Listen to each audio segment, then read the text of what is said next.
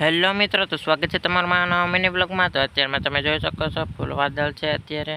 અને અત્યારે આપણે આવી ગયા છે ઢોર નિયન કરવા. ચાટાઈ આવે છે, ચાલો નિયન કરી દઈએ.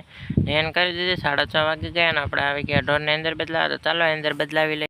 The next day.